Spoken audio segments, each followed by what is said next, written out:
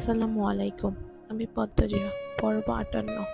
লিখেছেন ইলমা বেহরোজ।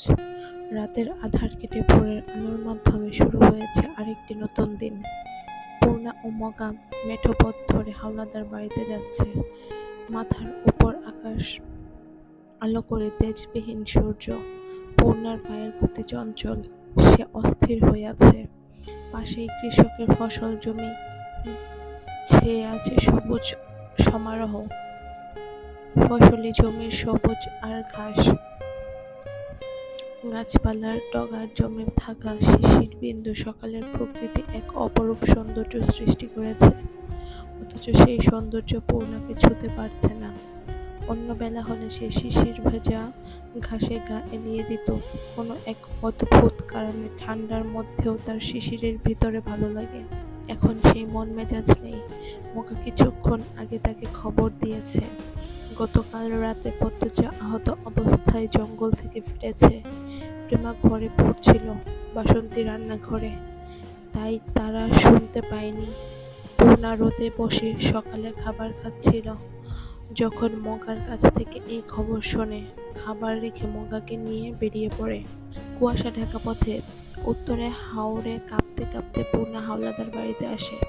এক ছুটে পদ্মজার ঘরে যায়। পদ্মজা ঘুমে, শিউরে ফরিনা বসে আছেন। পূর্ণা করুণ সুরে জানতে চাইল, ও খালাম্মা, আপার কি হয়েছে? ফরিনা ঈষৎ শান্ত হতে বললেন।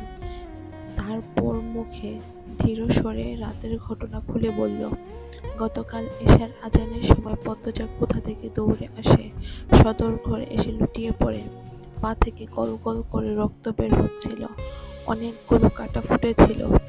শ্বাস নিঃশ্বাস ঘন ঘন। গালের চামড়াগুলো এক অবস্থা। ফরিনা, লতিফা, আমিনা, রিনা পদ্মজাকে দেখে চমকে যায়। আমিনা দূরে দাঁড়িয়ে থাকলেও বাকি তিনজন পদ্মজাকে ধরে ঘরে নিয়ে আসে। পদ্মজা পানি খেতে যায়। পানি খাওয়ার পর বলে সে জঙ্গলে গিয়েছিল। জঙ্গলের কথা শুনে উপস্থিত দুজন কাজের মেয়ে ও ফরিনা মুখ পাও শুটে করে যায়।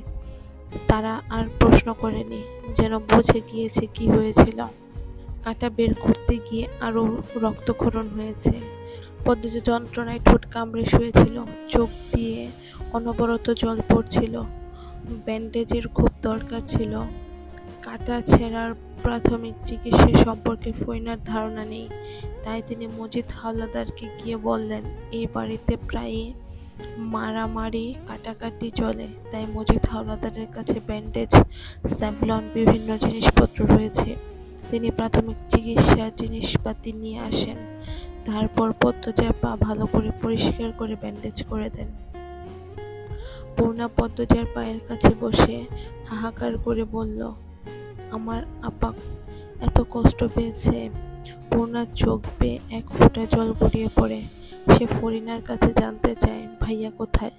তাৎক্ষণিক ফরিনার মুখটা ফ্যাকাশে হয়ে যায়। তিনি মিনিমিনি করে বললেন, জানি না। পূর্ণা অবাক স্বরে বলল, ভাইয়া জানে না আপার কথা? রাতে দেখিনি, বাবু তো বাড়িতে আসেই নাই। রানীকে যে খুঁজতে গেল আর আসে নাই। রানী আপাকে পাওয়া যায়নি? না। আচ্ছা। পদ্মজা পিটপিট করে চোখ খুলল। জানালা দিয়ে সূর্যের আলো টুপ করে পদ্মজার চোখ মুখ ঝাঁপিয়ে পড়ে। পদ্মজা দ্রুত চোখ বুজে ফেলল। তারপর আবার ধীরে ধীরে চোখ খুলল। পূর্ণাকে দেখে অবাক হয়। উঠে বসতে চাইলে অনুভব করে পায়ে অনেক ব্যথা। সে পায়ের দিকে চেয়ে আবারও অবাক হয়। পায়ে ব্যান্ডেজ এলো কি করে? মনে করার চেষ্টা করলো। মনে মনে বিড়বিড় করে বলল, রাতে এক ছোট্ট অন্দরমহলে আসে। ভুলেও পেছনে ফিরে তাকায়নি। সদরঘর থেকে আম্মার ঘরে নিয়ে আসেন। আম্মা ব্যান্ডেজ করে দেন, আম্মা খাইয়ে দেন। অনেক রাত হয়, উনি তখনও ফিরেননি। তাই চিন্তা হয়, আম্মাকে জিজ্ঞাসা করলে আম্মা বলেছিলেন চলে আসবে। তারপর কি হয়েছিল মনে নেই, ঘুমিয়ে পড়েছে বোধ হয়। পদ্মজা ভাবনা থেকে বেরিয়ে সর্বপ্রথম ফরিনাকে প্রশ্ন করল, উনি ফিরেছিল? না। পদ্মজা কি বলবে বুঝতে পারছে না। সে অনেকক্ষণ পর বলল, চাচা আর রিদওয়ান ভাই ফিরেছেন? আইছে তো। তোমার চাচা এখন কই জানি না, রিদওয়ান হের ঘরে আছে। তাহলে আপনার ছেলে কোথায় আম্মা? পদ্মজা উত্তেজিত হয়ে পড়ে। পূর্ণা পদ্মজার এক হাত চেপে ধরে অনুরোধ করে, আপা শান্ত হও। খালাম্মা, রিদওয়ান ভাই আর ছোট চাচা কিছু বলেননি ভাইয়ার ব্যাপারে? আপনি জিজ্ঞাসা করেননি? ফরিনা নির্বিকার স্বরে বলল, আমি হেগর লগে কথা কই না। আপনার ছেলের জন্য আপনার চিন্তা হয় না? রাতে বাড়ি ফিরেননি, আপনি তার মা নাকি? পদ্মজার গলা কাঁপছে, তার বুকের হৃৎপিণ্ড বেড়ে যাচ্ছে। আমিরের কিছু হলে সে মাঝ সমুদ্রে পড়বে। হেমলতার পর এই একটা মানুষই সে অন্তরের মধ্যে বিশ্বাস করে ভালোবাসে। ফরিনা নিশ্চুপ, তিনি পদ্মজার কথা পাত্তা দিচ্ছেন না। পদ্মজার পায়ের ব্যথা টনটন করে ওঠে। শীতের সময় কাটা ছেঁড়া খুব যন্ত্রণা, যে যন্ত্রণায় পূর্ণা এখনো ভুগছে। সেদিন কাঁধে আঘাত পেল, আজও শুকায়নি ভালো করে। কিছু ছোঁয়া লাগলেই ব্যথা করে। পূর্ণা পদ্মজাকে অনুরোধ করে বলল, আপা এমন করো না, ভাইয়া চলে আসবেন, রানী আপাকে খুঁজতে গেছে, এই জন্যই আসতে পারেননি। রানী আপার বাপ ভাই তো চলে আসছে। তুমি তো জানোই আপা, রানী আপার বাপ ভাই কেমন। রানী আপার জন্য মায়া শুধু ভাইয়ার, তাই ভাইয়া রানী আপার ছাড়া আসতে পারছে না। পূর্ণার কথাগুলো যুক্তিগত হলেও পদ্মজার মন মানছে না, গোলমাল হয়ে আসছে। পদ্মজা পূর্ণাকে এক হাত সরিয়ে বিছানা থেকে নামার জন্য এক পা মেঝেতে রেখে সঙ্গে সঙ্গে পুরো শরীর এক শুকনো তীক্ষ্ণ ব্যথায় ছড়িয়ে পড়ে। পদ্মজা আর্তনাদ করে শুয়ে পড়ে। ফরিনা ও পূর্ণা আঁতকে উঠছে। পদ্মজাকে জোরে করে শুইয়ে দিল। তিনি পদ্মজাকে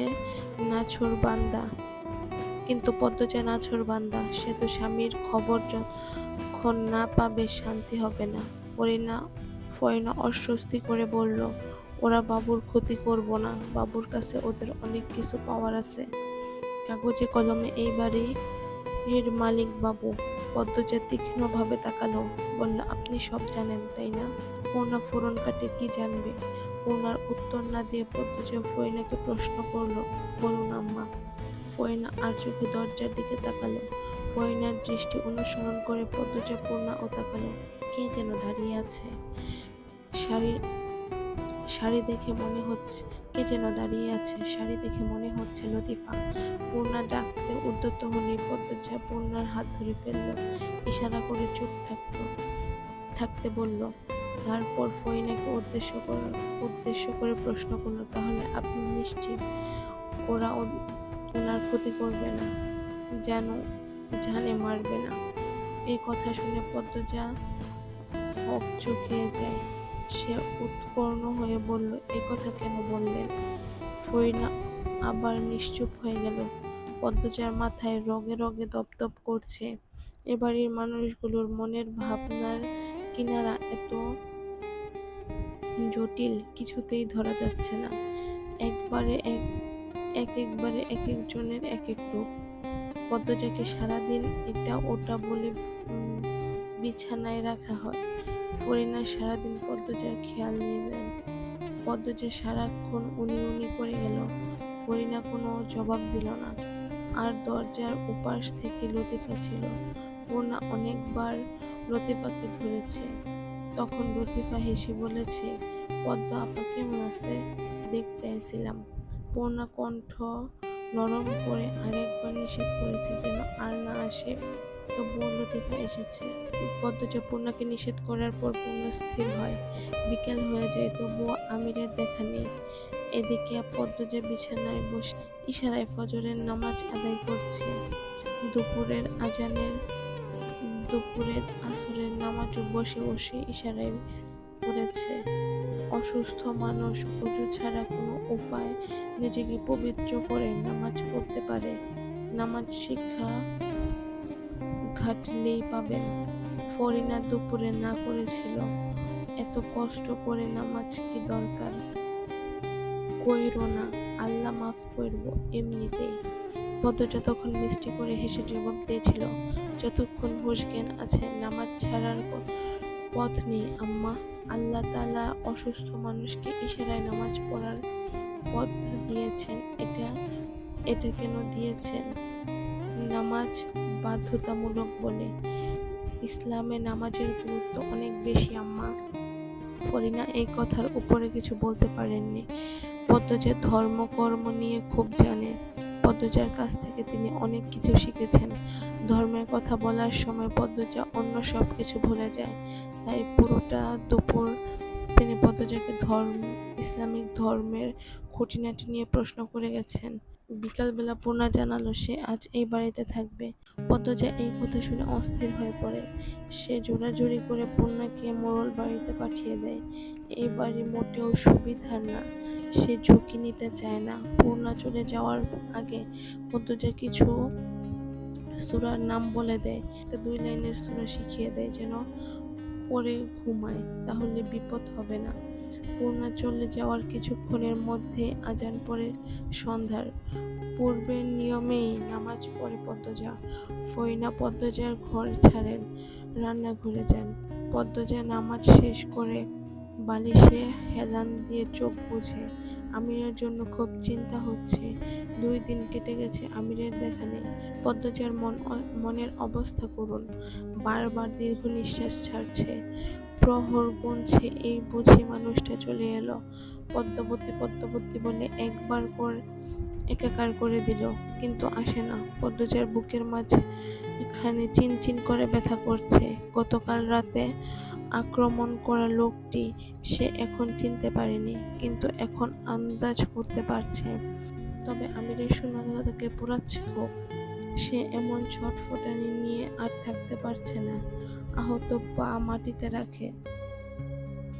ভর দিতে আবার সে তীব্র ব্যথা, কিন্তু এর চেয়েও গভীর ব্যথা আমিরকে দেখতে না পাওয়ার। পদ্মজার 2 পায়ের পাতা এক পাশে অক্ষত। সে ওই এক পাশ দ্বারা মাটিতে ভর দিয়ে ধীরে ধীরে একতলায় যায়। সোজা চলে আসে রিদওয়ানের ঘরে। দরজা একটু খোলা ছিল। পদ্মজা একবার ভাবল কড়া নেড়ে ঘরে ঢুকবে, কি মনে করে যেন আর কড়া নাড়ল না।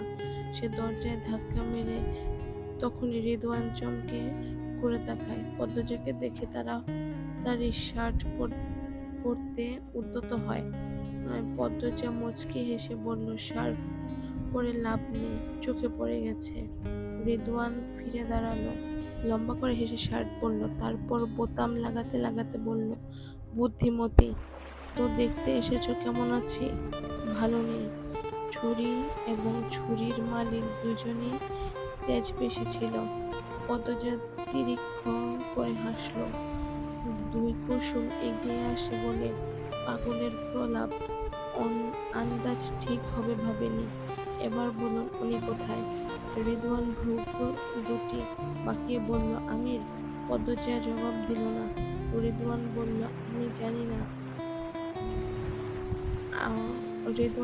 আমি জানবো কি করে? তোমার জামাই কোথায়? জানেন না? পদ্মজার করার প্রশ্ন। রিদওয়ান উত্তরে হাসল। সে আমিরের থেকে একটু ছুরি বের করে দেখল, এরপর শীতল সুরে প্রশ্ন করল, তোমার ছুরিটার নাম কি? কোন দেশ থেকে এনে দিয়েছে আমির? ছুরির ধার থাকলেই চলে, অভিজ্ঞ হতে হয় আক্রমণকারীর হাত। তাই ছুরির নাম না খুঁজে নিজের হাতটাই অভিজ্ঞ করুন। পদ্মজার সূক্ষ্ম অপমান বুঝতে রিদওয়ানের অসুবিধা হয় না। সে আলমারির কপাট লাগিয়ে এগিয়ে আসে, বলে, ব্যঙ্গ করছো? পদ্মজা তীক্ষ্ণ চোখে তাকিয়ে রইল রিদওয়ানের দিকে, তারপর বলল, কি আছে জঙ্গলে? তা জেনে তুমি কি করবে?